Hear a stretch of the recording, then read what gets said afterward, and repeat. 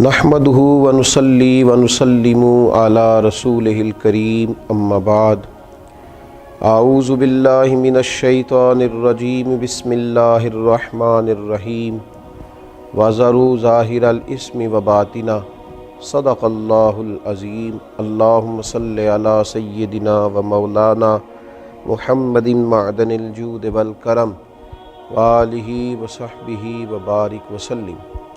حمد و صلات کے بعد ماہ مقدس، ماہ نور، نور و سرور، ماہ رمضان المبارک میں ایک سلسلہ گفتگو روحانی مسائل اور ان کا حل۔ ہمارے ہاں سادہ لو طبقہ یہ سمجھتا ہے کہ روحانی مسائل کا تعلق شاید کالے جادو سے، تعویذ گنڈے سے، بد نظری سے اور کسی شخص کے کسی کے خلاف کوئی عمل کرا دینے سے ہوتا ہے، اور شاید روحانی مسائل کا تعلق جنات، آسیب اور انہی چیزوں کے ساتھ صرف وابستہ ہے۔ حالانکہ ہمارے جو روحانی مسائل ہیں انہوں نے تو ہمارے سارے ظاہری مسائل کو بھی بگاڑ دیا ہے۔ ہمارے دل کے بگاڑ نے ہمارے وجود کے بگاڑ پر اور ہمارے اعمال کے بگاڑ پر بہت بڑا کردار ادا کیا ہے۔ یہ روحانی مسائل کیا ہیں؟ یہ روحانی مسائل دراصل باطنی مسائل ہیں۔ قرآن مجید فرقان حمید ارشاد فرماتا ہے کہ وَذَرُوا ظَاهِرَ الْإِثْمِ وَبَاطِنَهُ، ظاہری گناہ بھی چھوڑ دو اور باطنی گناہ بھی چھوڑ دو۔ صاحب تفسیر ساوی اس کی تفسیر کرتے ہوئے فرماتے ہیں کہ ظاہری گناہ تو انسان کے یہ ہے نا، جیسے معاذ اللہ کسی نے قتل کر دیا، ڈاکہ ڈال دیا، بددیانتی کر لی، خیانت کر لی، اور باطنی گناہ یہ ہے کہ اس نے حسد کیا، تکبر کیا، بغض رکھا، بدگمانی کی، برا سوچا، اپنے دل کے اندر اس نے کینہ پروری کی۔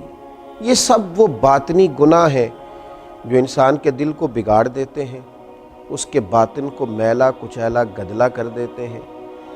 انتہائی خوبصورت، نفیس، پڑھے لکھے، صاف ستھرے، سمجھدار، اچھے گھرانے کے لوگوں کو یہ باطنی گناہ اس طرح کا بنا دیتے ہیں کہ وہ ایک خود غرض انسان بن جاتا ہے۔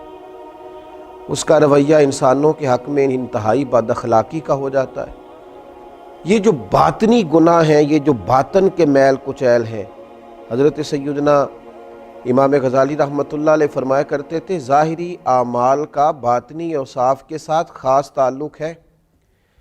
فرماتے ہیں اگر باطن خراب ہو جائے تو ظاہری اعمال بھی خراب ہو جاتے ہیں، اور اگر باطن اجلا ہو، خوبصورت ہو، صاف ستھرا ہو، عاجزی والا ہو، انکساری والا ہو، خیر خواہی والا ہو، اللہ کے بندوں کی محبت والا ہو، اچھی سوچ والا ہو، اس کے اندر یہ ساری خوبصورتیاں موجود ہوں تو پھر انسان کا باطن بھی سنور جاتا ہے۔ ہمارے دلوں کے اندر بعض ایسی چیزیں ہوتی ہیں جو ہمارے لیے انتہائی خطرناک ہوتی ہیں۔ حسد کا سادہ معنی جو ہمارے ہاں کیا جاتا ہے وہ جلنا ہے۔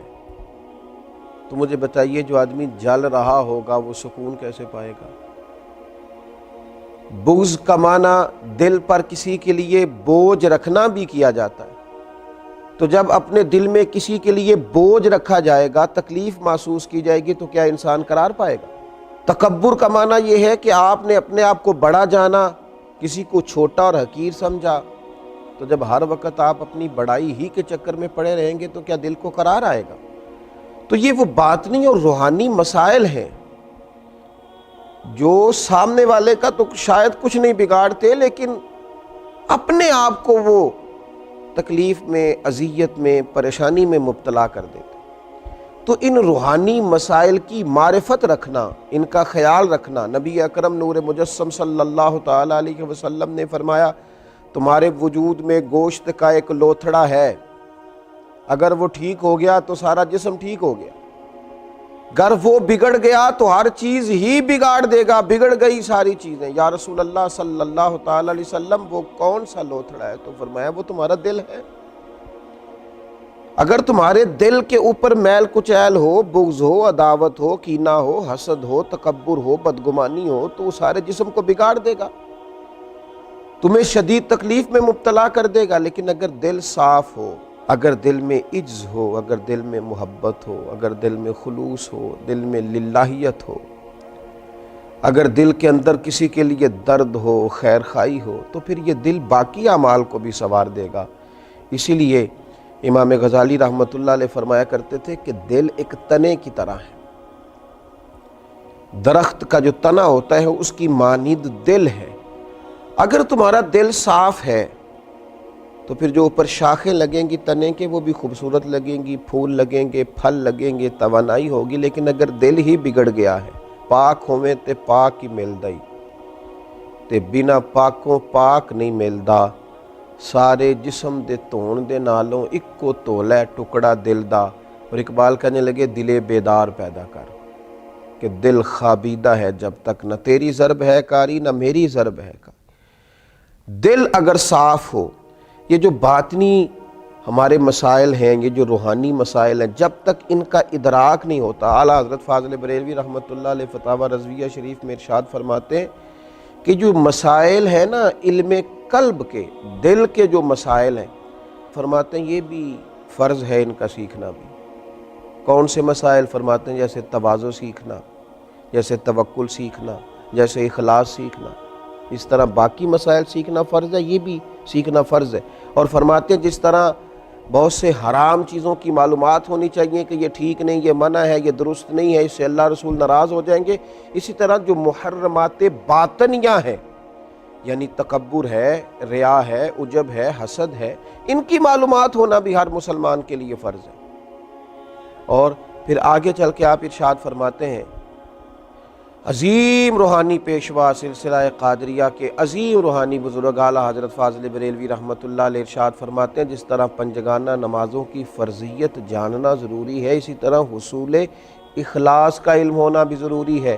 اس لیے کہ ہر عمل کی صحت، ہر عمل کا ٹھیک ہونا، اللہ کی بارگاہ میں قبول ہونا اخلاص ہی کی بنیاد پر ہے۔ اگر اخلاص کی معلومات ہی نہ ہوں گی تو یہ وہ روحانی مسئلہ ہے، یہ وہ روحانی مسئلہ ہے جو تمام اعمال کو ضائع کر دے، اکارت ہو جائے گی کی ہوئی ہر ایک نیکی۔ پھر آپ ارشاد فرماتے ہیں جس طرح حلال و حرام کا علم ہونا ضروری ہے، اسی طرح ریاکاری کا پتہ ہونا بھی ضروری ہے۔ فرماتے ہیں بڑے بڑے عابد ہیں، بڑی بڑی بہترین عبادت ہے، پر اپنے دکھاوے کی وجہ سے، ریاکاری کی وجہ سے اس عبادت کو ضائع کر لیتے ہیں۔ اعلیٰ حضرت فاضل بریلوی رحمۃ اللہ علیہ فرماتے ہیں جس طرح ظاہری اعمال، ان کے فرائض، سنن، واجبات کا جاننا ضروری ہے، اسی طرح انسان کے لیے خود بینی اور حسد کے مسائل کا جاننا بھی ضروری ہے، اس لیے کہ حسد تو اعمال کو کھا جاتا ہے جس طرح لکڑیاں کھا جاتی ہیں۔ یہ جو روحانی مسائل ہیں، یہ جو اندر پنپ رہے ہوتے ہیں، اور امام غزالی رحمۃ اللہ علیہ فرماتے ہیں اس میں تخصیص نہیں کہ یہ تکبر، حسد، بغض، عداوت صرف جہلاء میں ہوتا ہے، کہتے ہیں یہ پڑھے لکھے لوگوں میں بھی ہوتا ہے۔ اس میں تخصیص نہیں کہ یہ صرف غریبوں میں ہوتا ہے، یہ امیروں میں بھی ہوتا ہے، یہ صرف نادانوں میں نہیں ہوتا، سمجھدار لوگوں میں بھی ہوتا ہے۔ ان اعمال کا جاننا، ان کا حساب کرنا، یہ بڑا روحانی موسم ہے رمضان المبارک کا۔ اس مقدس موسم کے اندر جہاں ہم اپنے ظاہری اعمال پر توجہ دیں گے، جس طرح ہم اپنے نماز کو ٹھیک کریں گے، وضو کو ٹھیک کریں گے، جس طرح زکوٰۃ ادا کی جائے گی، اسی طرح روزہ ایک باطنی عمل ہے جو اللہ اور بندے کے درمیان راز ہے۔ تو روزے کے باطنی عمل کے ساتھ ساتھ ہم اپنے باقی اعمال پر بھی توجہ کریں کہ ہمارا دل کہیں حسد کا شکار تو نہیں، بغض کا شکار تو نہیں، عداوت کا شکار تو نہیں، بدگمانی کا شکار تو نہیں، عجب کا شکار تو نہیں۔ اگر دل کے اندر یہ ساری بیماریاں ہوں گی تو یاد رکھیے گا سارے اعمال کے باوجود، ساری نیکیوں کے باوجود انسان نہ قرار پا سکے گا، نہ وہ نیکیاں اللہ کے حضور قبول ہوں گی، نہ اسے کوئی فائدہ ہوگا۔ اپنے ان روحانی مسائل کے حل کے لیے سب سے پہلے کوشش کی جائے اپنے باطن سے ان قدورتوں کو، ان بیماریوں کو، ان چیزوں کو سب سے پہلے نکالا جائے۔